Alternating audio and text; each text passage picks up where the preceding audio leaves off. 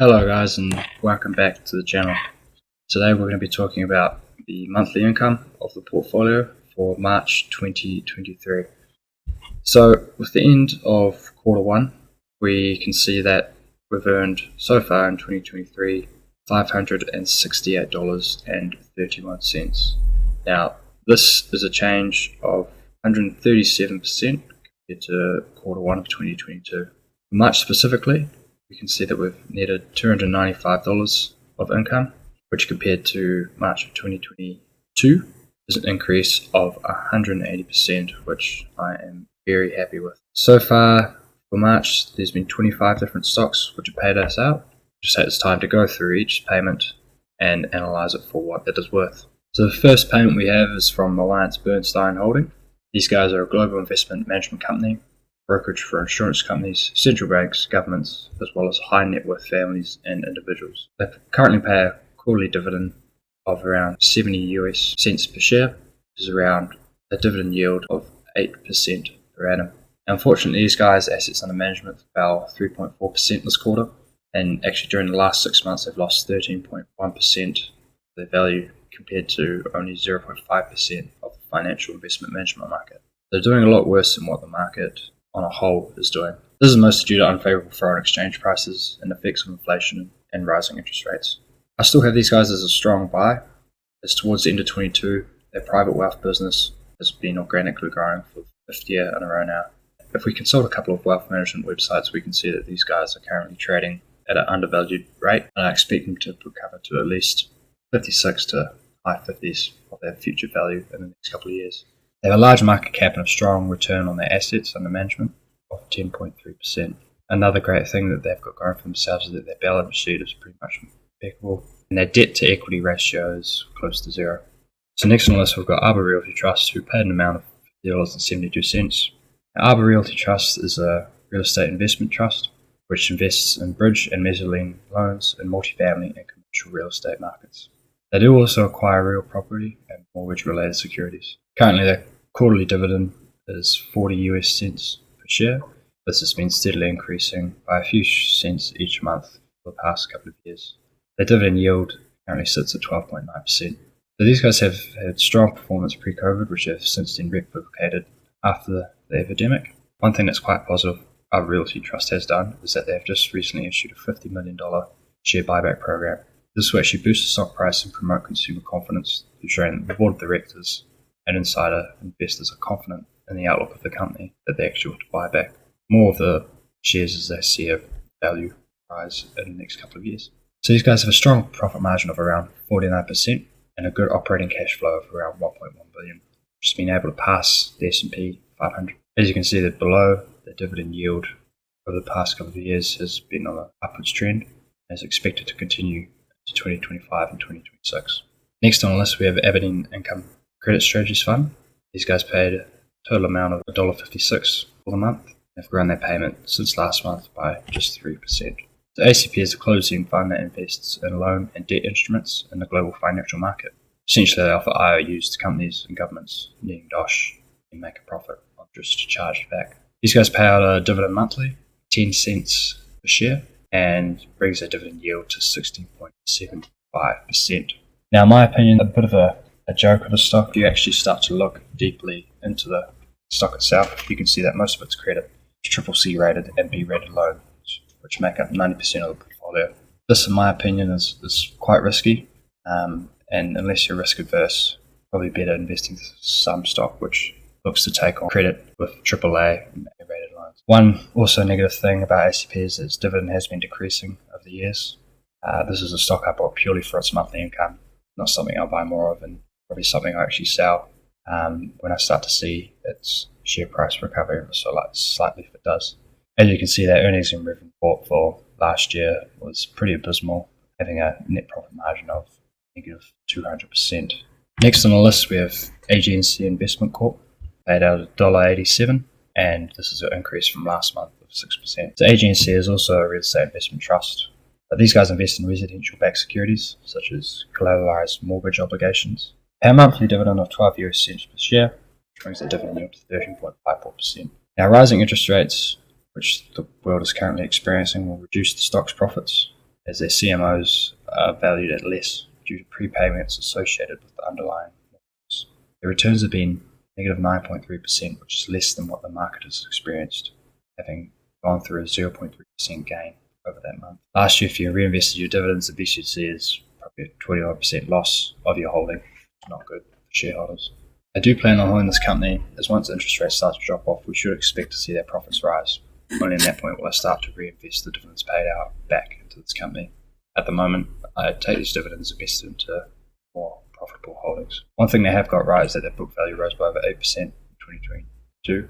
However, this could decrease rapidly, especially if interest rates continue to rise. Next on the list, we have BlackRock Science and Technology Fund, who paid a dividend of $1.72 for the month. BST is a closed-end fund. They invest 80% of its equity into US markets and 13% into non-US based companies, and 1% into cash and 6% into other derivatives. The companies provide software, IT, automobile investments. They also sell call and put options on the market.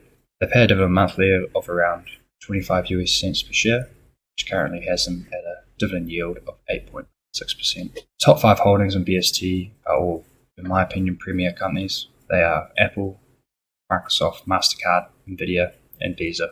Now, they have taken a bit of a hit as of recent. This is due to the fact that tech companies usually take a bit of a financial hit in uncertain times due to their non-essential association with consumers. Also, the rising interest rates and inflation, companies such as Apple, Microsoft want to cut the fat off their company a little bit to remain efficient and lean during times of uncertainty, which can reduce overall profits due to not having enough resources to generate growth. I'll continue to invest heavily in BST, especially with the rise of AI, which is a huge focus of Microsoft and a large part of BST's portfolio. Cogent Communications paid out a dividend of $17.44 for the month of March. So these guys are a provider of internet access across North America, Asia, and Europe. They have a quarterly dividend of around 92 US cents per share, which has been slowly increasing month over month for the past couple. In quarter 4, however, they did miss their earnings estimate, with the net income per share dropping from 39 cents to only 2 cents per share. They currently pay a dividend which is greater than their earnings per share, which in my opinion is going to be very unsustainable and potentially cause the dividend dropped. As of late, however, they have made a business decision in buying T-Mobile's wireline business. This added a lump sum of $700 million in cash flow to the company in late 2022. The earnings report is somewhat subpar. They're still making a profit of 5.1 year, but this could be a lot higher for the revenue that they actually take in, and they need to look to trim fat off the business. Currently, a lot of money managers feel as if the stock is overvalued. I agree, and I won't be buying more of the stock until it reaches a more appropriate price point of $51 per share. Part of me has thought of selling this at a negative 2.5% loss, which is technically actually a zero-sum game after I account for the dividends, but I do want to ride this out as prior to the pandemic, in the short times we were experiencing, it was performing well. If you look at their return on assets and return on the capital employed, you see that's a lot higher than the industry and a lot higher than 3 years ago, which to me shows that the company has room for growth and will continue to grow.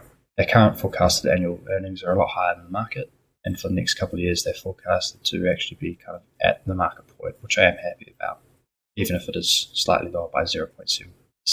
Next on the list, we have Ellington Financial. They paid us $10.68.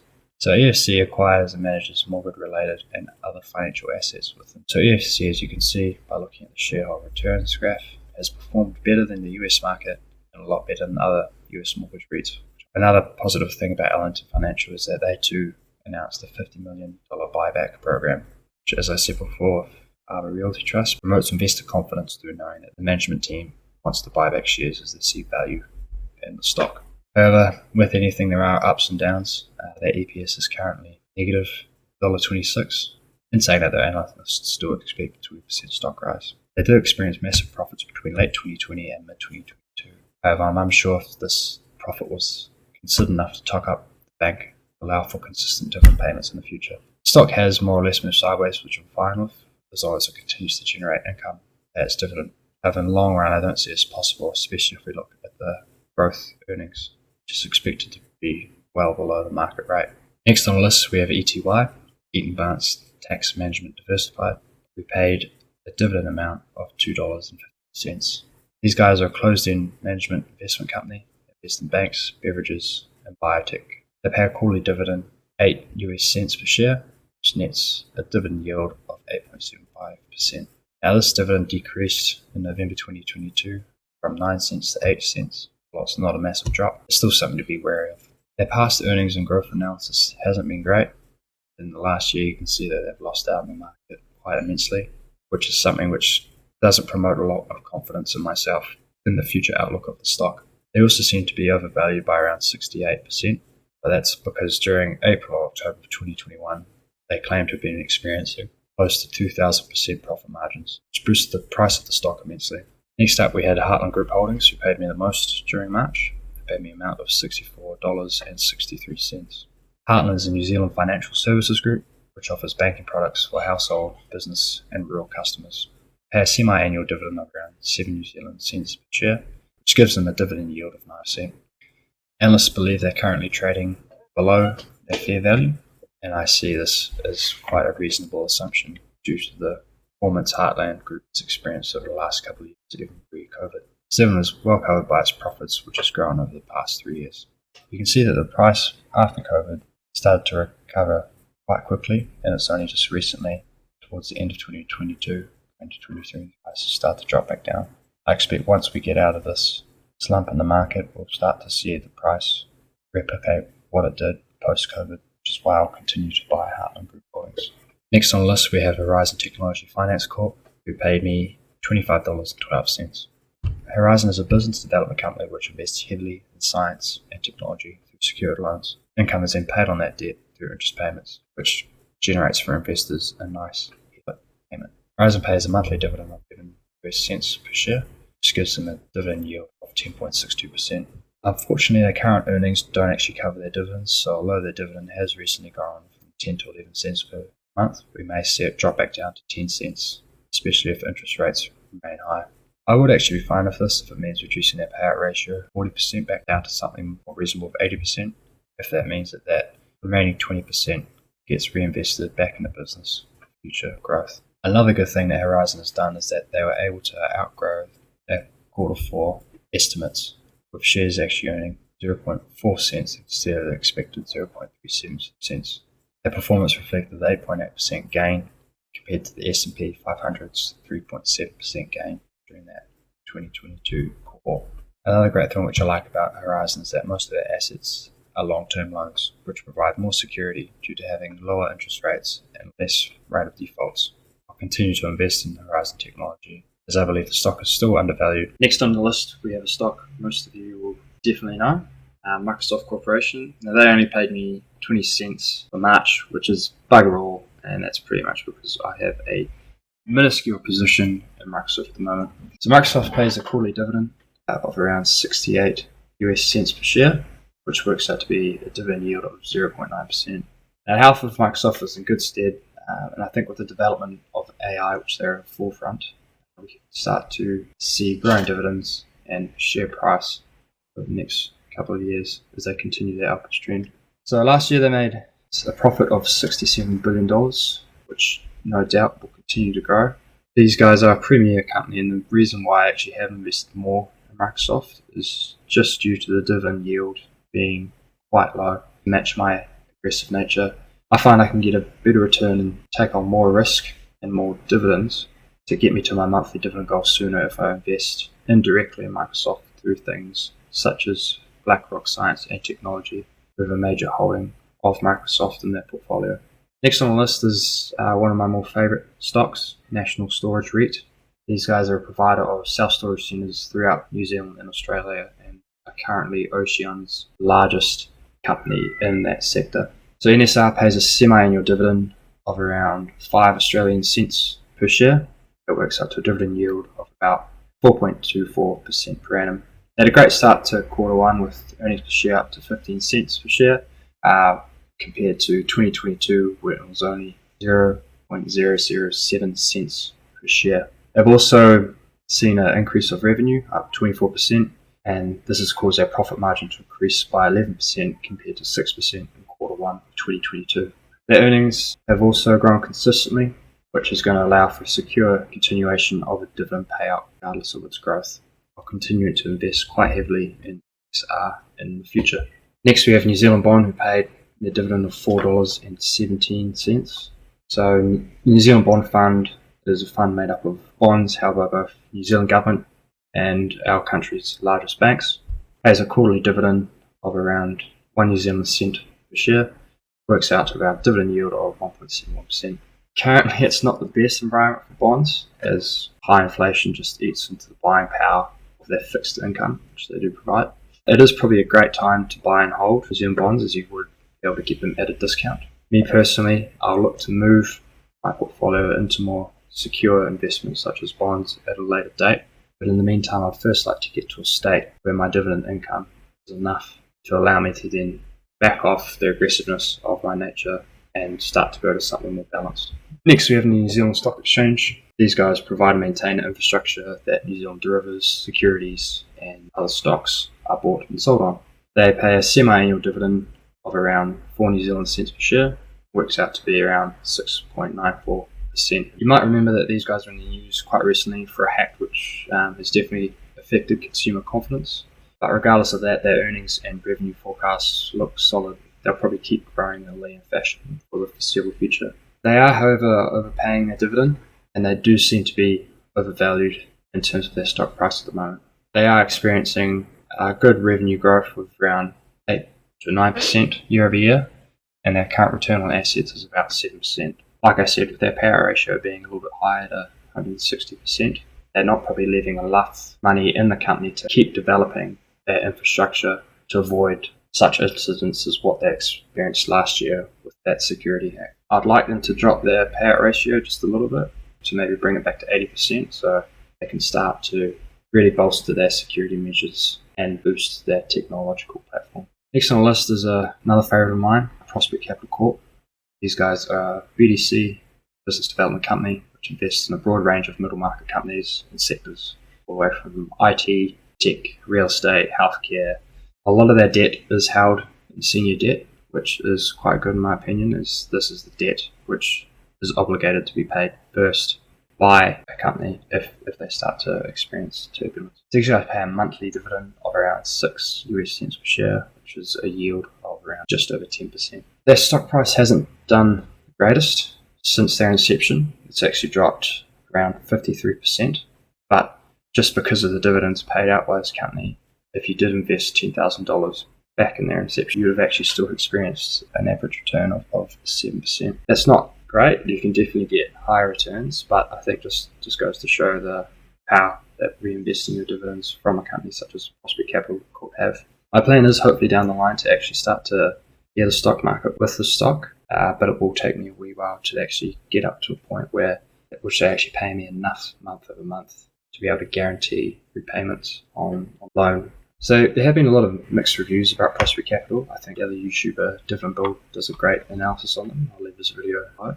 But one great thing that he actually noted that they did is that the management team actually owns about 20% of the shares, which from an outsider looking in goes to show that they're confident in the company, that they see more value in buying the stock than trying to sell it to others. A lot of other BDCs of the same nature, they'll probably only have an insider ownership of 2 to 3%, so you can really see what 20% actually means in the grand scheme of things. I'll continue to buy these guys for the foreseeable future and just continue to reinvest that monthly dividend that's paid out each month. Next on the list we have QALD, who paid me a dividend amount of $5.33. These guys are a covered call ETF which writes and sells stocks on the NASDAQ 100. They pay a monthly dividend around 16 US cents per share, which does fluctuate quite a lot. Currently their dividend yield is sitting at 11.55%. Now, as you can see by looking at the graph below, the dividend yield isn't most consistent, and something I actually didn't know before buying into QALD is to actually create a positive return. You'd probably need a position of around 20k or more to actually have enough dividends to pay you out to offset your losses through share price depreciation on the stock. I won't actually continue to buy more of QALD. I'll probably just reinvest those dividends into stocks which have a positive outlook. And my recommendation, I'd probably, if I was to do it again, probably buy something like QQQ or MLPX instead of a better performing dividend. Next we have Rithim Capital Corporation, who paid me $7.25. These guys formerly known as New Residential Corp. They're a mortgage REIT, which invests in mortgage servicing rights relating to the residential market. They also buy some residential mortgage-backed securities. So they pay a quarterly dividend of around 25 US cents per share, which brings them to actually quite a high dividend yield of 15.36%. I still think there's a lot of growth in their stock price, as before the COVID epidemic, they're actually trading at $17 a share.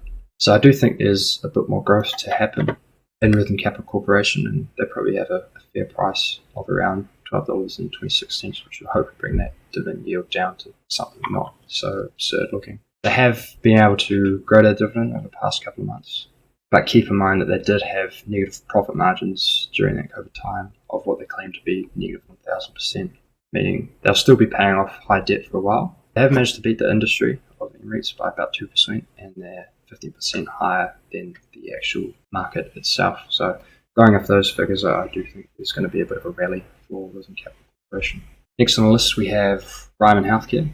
These guys are a New Zealand company who operate retirement villages and healthcare throughout New Zealand for the elderly. They pay a semi-annual dividend of 8 cents per share, which works out to a dividend yield of 3.92%. The reason I jumped in with Ryman is, if you look at the statistics, New Zealand does actually have an aging population. We're expected to have around 1.2 million people over the age of 65 by 2034. Now, we will have better healthcare by then. People will start getting younger for longer, but regardless of that, there will be a lot more people in homes needing healthcare. So I believe these guys are a pretty safe bet for the future. Now, Oceania is another provider. They have had a higher earnings per share, but as our prior dividends of a profile, I'm going to stick with Ryman as it pays above the industry average. Ryman also has a higher market cap and the asset value than Oceania. However, something does need to change in their management, as they have a negative return on their assets to date so far. I'm sure within the next year we'll start to see another rally with Ryman. Next on the list, we have Starbolt Carrier Corp. These guys are a Greek shipping company which transport major bulk items such as iron ore, grain, and then minor bulk items such as steel and fertilizers. They currently pay a quarterly dividend of around 60 US cents per share, which works out to a dividend yield of 22.74%, which is obviously no way sustainable. Their earnings boosted a lot during COVID, but they've since started to drop off a little bit, which is definitely why we're going to see that dividend drop. I don't really plan on buying more of this company, just because I don't see security in dividend in the future. Their earnings report isn't the greatest. Their forecasted revenue growth isn't the greatest. The only thing that they should have, which is positive for them, is China has increased their demand for iron ore, which is a major part of their business. Next on us, we have Southern Copper Corporation. These guys paid me $21.48. They're a mining company which engages in mining, exploring copper and other minerals in South America. 89% is owned by the Mexican company Grupo, and the remaining 11% is held by international investment. SCCO pays a quarterly dividend of around $1 per share, which brings it to a dividend yield of 4.4%. They have a good outlook for the future due to the need of copper in modern day electronics, and they have performed higher than the market and sector over the past year. Earnings history has been strong, and their growth and profit have been linear, even through COVID. Currently have over $1 billion in operating cash flow, which can be used to pay down any debt they have and expand their business to new horizons. Continue to invest in CCO for the foreseeable future. Next we have Sky City Entertainment, who paid me $15.05. They're a tourism and entertainment industry in New Zealand who own a couple of casinos throughout New Zealand. They pay an annual dividend of around 8 New Zealand cents per share, which works out to a yield of 3.46%. Now, last year actually didn't pay a dividend. It's not the best sign at all for these guys. However, a lot of analysts still think they are undervalued. Unfortunately, in this high inflation time, you will see consumers start to prioritize essential goods and items, which will probably lead people away from using the casinos and entertainment industry. Their return on equity is only 1.4%, which is well below the industry's average of 9.6%.